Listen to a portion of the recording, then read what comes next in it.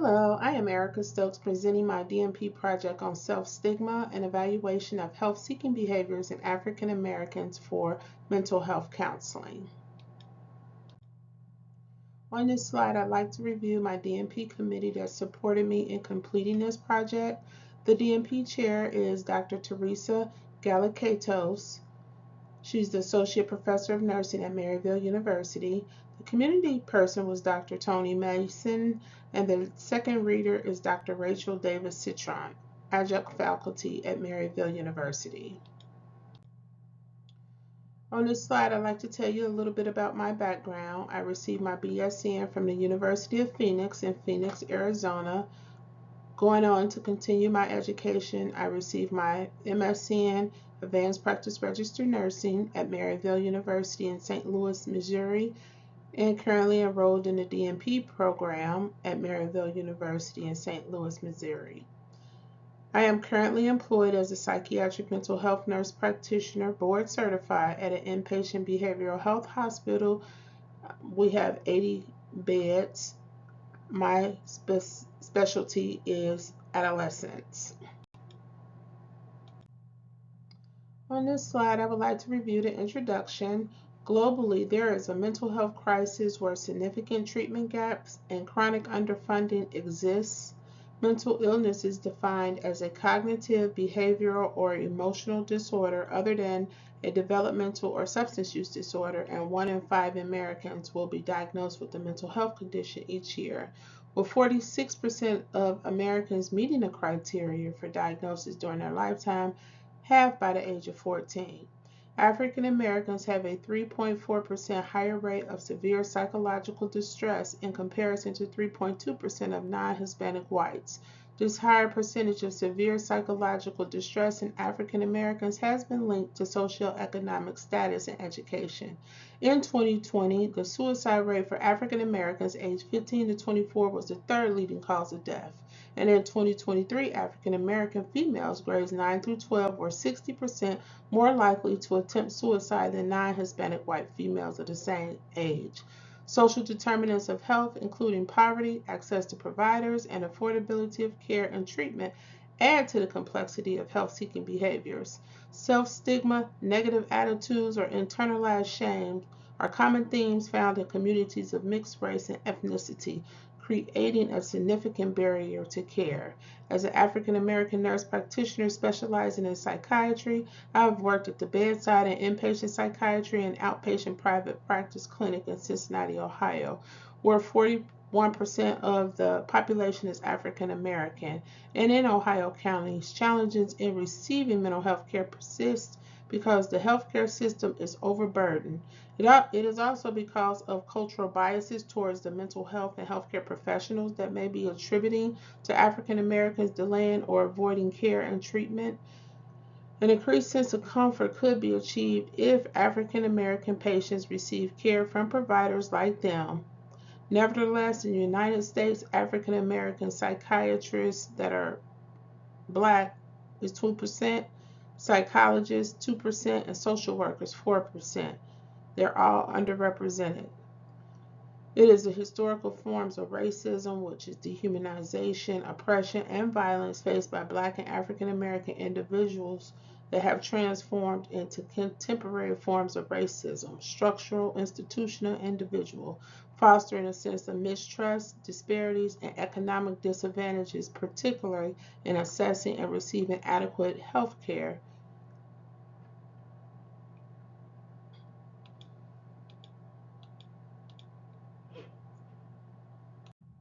On this slide, I would like to talk about the purpose and the aims. This DNP project aimed to evaluate African Americans' self-stigma and health-seeking behaviors. It addressed educational strategies to increase mental health awareness by educating African Americans on mental health.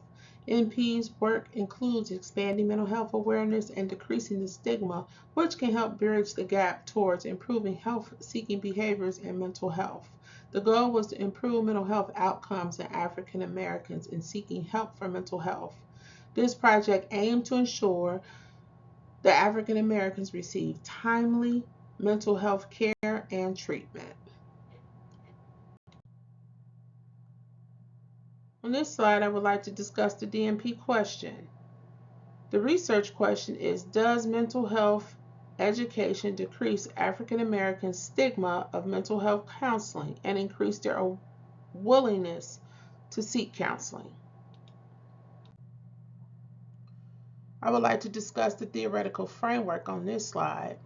This DMP project evaluated the stigma and help-seeking behaviors in African Americans and utilized mental health education strategies to impact help-seeking behaviors positively. Lewin's model of change is a theoretical framework that states when people are involved in a discussion about change and its issues, they can make their own decisions to change their behavior. The change theory occurs in three phases and is viewed as a dynamic balance of forces working in the opposite direction within an organization. The change theory requires movement through the three stages, which are unfreezing, moving, and refreezing. The first stage of Lewin's theoretical framework is to unfreeze the current situation by increasing or decreasing the forces that is preventing behavioral changes, and this was done by implementing an educational strategy for eligible participants. The educational strategy was intended to decrease the barriers that prevents African Americans from seeking mental health care and treatment. Changing the behaviors required the unfreezing stage. The next stage was the moving phase, which can be explained once participants complete the unfreezing stage. Lewin's second stage in the change theory is the moving stage, and in this stage, participants are moved towards a new balance of forces that's driving the change versus those that's restraining the change. This is the phase where balance is seen and participants' thought process and behaviors can change, reducing stigma and accepting help seeking behaviors for mental health care and treatment. The moving phase, it allows participants to understand the benefits of seeking mental health care and treatment, and therefore it reduces the effects of the stigma, which leads to the last phase, which is the refreezing stage. In the refreezing stage, this stage occurs after the change has been implemented to sustain the change. This was achieved in this DMP project when participants' perceptions changed based on the self-stigma of seeking help pre-survey and post-survey comparisons. In applying change theory to this DMP project, it helped reduce stigma and change the perception of help-seeking behaviors, ultimately leading to mental health care and treatment and improved health outcomes. On this slide, I would like to talk about a review of the literature. A review of the current literature produced three themes: the impact of mental health stigma. There is a stigma that exists in the African American community that is preventing them from seeking mental health treatment or counseling. African Americans seek and use mental health services at a rate that is equal to about half the rate of Caucasian and Asian Americans, but African Americans have a higher rate of mental illness. The contributing factors are related to economic, social, educational, and physical illnesses that challenge Black communities. Health disparities exist in the African American community. This means that healthcare providers must implement strategies that increase the understanding of mental illness, reduce stigma, and improve health seeking behaviors towards care and treatment. The second theme that emerged is interventions to seek mental health treatment. Understanding that a stigma exists supports the necessity of an intervention within this population to improve mental health outcomes. Improving the stigma in the African American community will have a direct impact on improving mental health within the culture. Several strategies are identified that can reduce stigma in the African American community. The research suggests collaborating with pastors and educating health professionals to serve as leaders to integrate mental health and spirituality. Before outcomes in mental health can improve, educational strategies must be introduced to reduce African American stigma of people with mental illness in need of mental health care and change. Changing stigma in the African American community and reducing health disparities in healthcare settings requires a coordinated effort by healthcare providers. Education strategies implemented that reduce marginalized care must address social and cultural norms.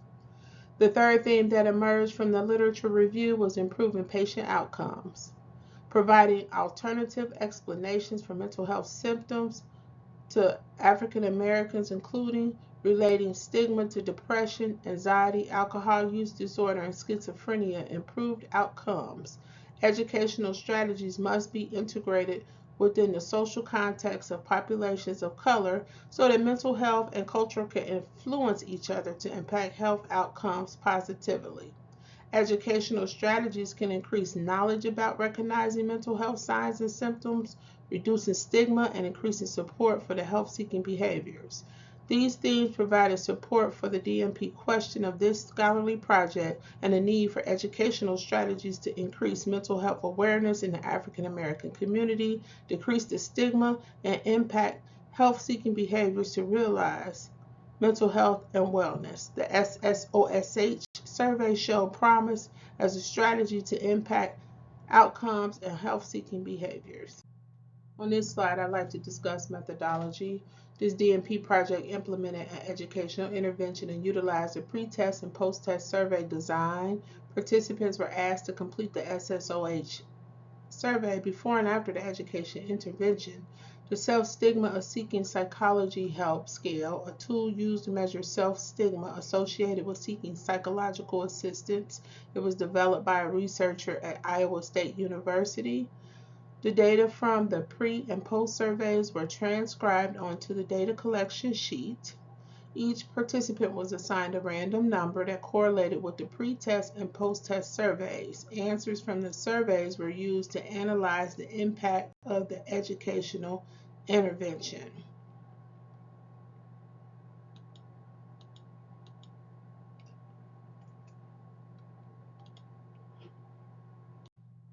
On this slide, I'd like to review the data collection process.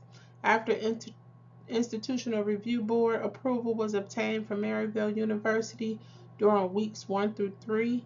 The recruitment of participants using a flyer and the Maryville Informed Consent Form was completed. The participants recruited were African Americans ages 18 through 60. During weeks 4 through 8, the pre-survey, educational intervention, and the post-surveys were completed. Each participant received a numerical number that correlated with the pre and post-survey. N53 was collected using a data collection sheet with no participant identifiers. During weeks 8 through 10, the pre and post-survey data was transcribed. On this slide, I would like to talk about data analysis.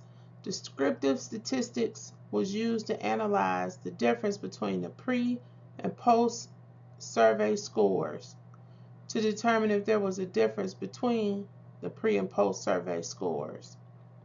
The sample consisted of 53 participants who were educated and surveyed with the pre and post surveys using the Self-stigma of seeking help tool. The ethnic background of the sample included 100% African Americans between the ages of 18 to 60. The data collected to evaluate the educational intervention pre and post surveys was analyzed using the Kolmogorov-Smirnov normality test and the Shapiro-Wilk normality test. The Kolmogorov-Smirnov test and the Shapiro-Wilk test are statistical tests that are used to assess whether a dataset follows a normal distribution. The Kolmogorov-Smirnov test is sensitive to sample size, whereas the Shapiro-Wilk test is more powerful for detecting deviations from normality, especially in smaller samples. On this slide, I would like to talk about the results. of the paired sample effect sizes. Paired sample effect sizes is a statistical measure that is used to quantify the magnitude of a difference between two related groups. In this case, it would be the pre and post surveys. It is the measurements on the same subjects. It is often calculated as Cohen's d or Hedges g, standardizing the mean difference to make it more interpretable. The mean difference is the average between paired measurements. The 95% confidence interval is a range likely to contain the true effect size with 95% certainty. A 95% confidence level means that if you were to repeat the sampling process 100 times, approximately 95 of those confidence intervals will contain the true population parameter. The pretest lower score is negative 0.24 and upper is 0.523, and in the post survey, the lower is also negative 0.24 with the upper being 0.515. So basically, if you repeat that test, they will fall within those ranges. On this slide, it shows the pre-survey data on a histogram. Histograms display how often data points occur in different intervals. This helps in understanding the frequency distribution of a variable. The pre-survey histogram shows the graphical representation of the distribution of the numerical data from the pre-surveys. You can look at the shape of the histograms for the pre-survey, identifying central tendencies. It highlights the range of the data values. It shows the mean as 31.92 with the standard deviation of 9.497. This histogram can be compared to the post-survey to see central tendencies and how the data may change. On this slide, I'd like to discuss the post survey. This slide shows the histogram for the post surveys, and you can see how the participants' data changed in comparison to the pre-surveys. The mean is 30.36 with a standard deviation of 8.096. On this slide, I would like to discuss the results. The paired sample t-test is a statistical method used to determine if there is a significant difference between two related groups, in this case the pre-survey and the post-survey results. The mean difference, 1.566, is the average difference between the pre-survey and the post-survey scores. This suggests that on average, participants scored 1.566 points higher or lower, depending on the direction, in the post-survey compared to the pre-survey. The standard deviation is 6.259. This measures the variability of the differences between pre and post-survey scores. A standard deviation of 6.259 indicates a moderate to high variation in the paired difference. The 95% confidence interval, negative 0.159 to 3.291, is the range in which the true mean difference is expected to fall 95% of the time, assuming the test is repeated multiple times. The interval spans from 0.159 to 3.291, meaning there is a possibility the true mean difference could be slightly negative or positive, since the lower bound is close to zero and upper bound is positive. This leans towards evidence of a meaningful difference. And then the significance of the p-values, the one-sided p-value 0.037. This tests the hypothesis in one direction, whether the post-survey scores are higher than the pre-survey scores. A p-value of 0.037 is less than 0.5, indicating statistical significance. This means there is strong evidence to reject the null hypothesis in a specified direction. The two-sided p-value is 0.074. This tests for any difference regardless of direction. A p-value of 0.074 is greater than 0.05, which suggests the evidence is weaker when considering both possible directions of the effect. There is evidence of a statistically significant difference between the pre and post survey scores when considering the one-sided test, suggesting improvement in the specified direction. On this slide, I'd like to discuss the results. The Kolmogorov-Smirnov test is often used for large sample sizes. It compares the observed cumulative distribution function of the data to the expected of the normal distribution. The test examines the largest difference between the observed and expected. A smaller difference and therefore a smaller test statistic suggests that the data is closer to being normally distributed. The Shapiro-Wilks test is designed for smaller sample sizes, and it is particularly powerful in detecting deviations from normality. It assesses whether the data matches as a normal distribution by comparing the observed data order statistics to the expected values under normality. The Shapiro-Wilks test has a high sensitivity to non-normality, which makes it a reliable choice for small data sets.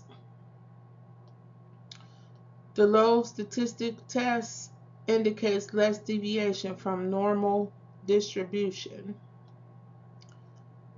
In the Kolmogorov-Smirnov test, it means that it measures observed versus expected, and they're closely aligned. The Shapiro-Wilks test reflects that the observed data fit well with the normal distribution model. The Lillier 4 significant corrections that makes the test more accurate and reduces the likelihood of type 1 errors, which is falsely rejecting normality. When using both of these tests for normality, the Lillier 4 correction adjusts the critical values of the Kolmogorov-Smirnov for the fact that parameters of the normal distribution are estimated from the data. On this slide, I would like to talk about the interpretation of the results. The interpretation of the results supports that there is a need to provide African Americans with education on mental health. There is a statistically significant difference between pre and post surveys as evidenced by the one-sided p-value, which is 0.037, which is less than 0.05, which indicates statistical significance, meaning there is strong evidence to reject the null hypothesis in the specified direction. The evidence supports an educational intervention using the self-stigma of seeking help tool and supports that it is effective at reducing the stigma in African Americans seeking mental health counseling. On this slide, I would like to discuss generalizability and sustainability. The study sample was relatively small, 53 participants, which could cause limitations. The study also focused on a specific group in a particular geographic region, Greater Cincinnati, which can influence the relevance of different cultures and socioeconomics. Another limitation was the length of the study. How can it be sustained? The project can continue to impact change by educating other nurse practitioners, registered nurses, and community leaders about the benefits of educational interventions. Partnering can take place with the community leaders to continue educating, an example, having a presence at health community fairs. That will ensure that conversations and education about mental health continues. Health and wellness fairs are frequently held throughout the year in the greater Cincinnati area, and healthcare providers are there to promote health and wellness.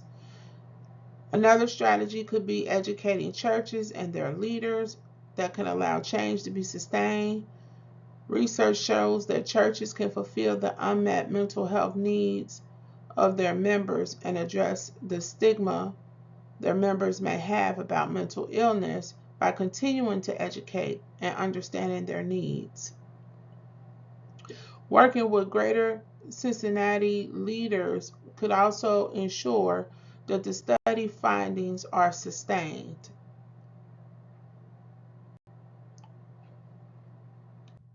Implications for this project can continue, but practice and research continuing research by collaborating with other NPs and RNs and community leaders about the benefits of educational interventions, having education and awareness campaigns, setting up at health and community fairs to ensure the conversations and education continues, training all providers on culturally competent care using the SSOSH tool. Healthcare policies can change by advocating for policies that require cultural competency training in all healthcare settings, increasing mental health care funding, and increasing the number of African American providers.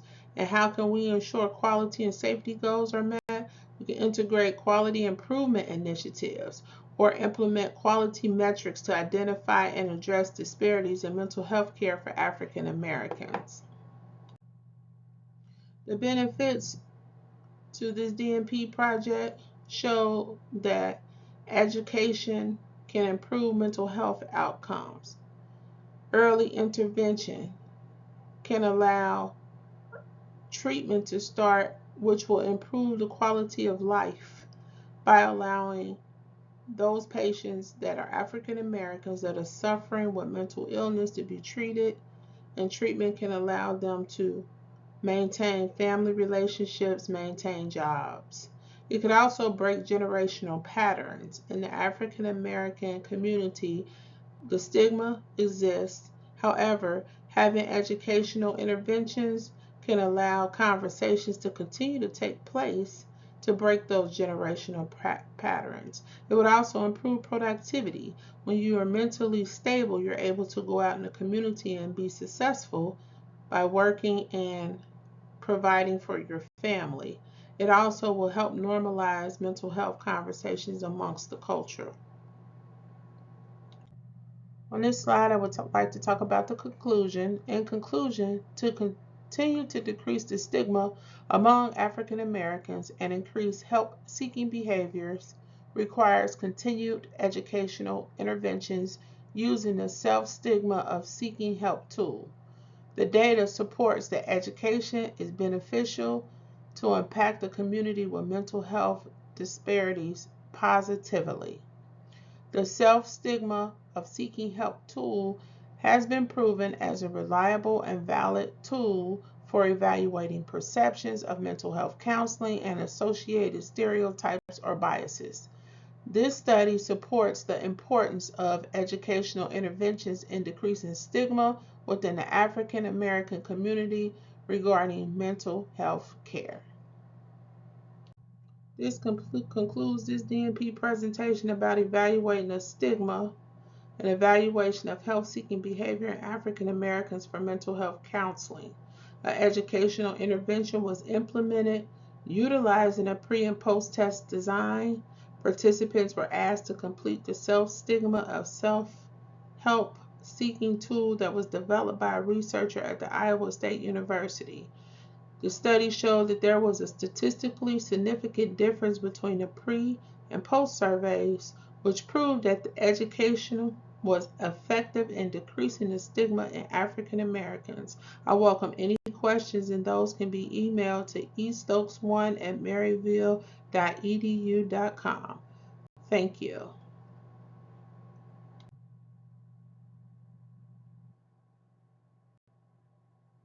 On this slide, it shows my references.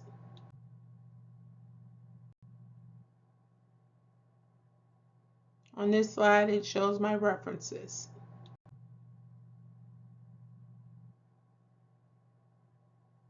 On this slide, it shows my references.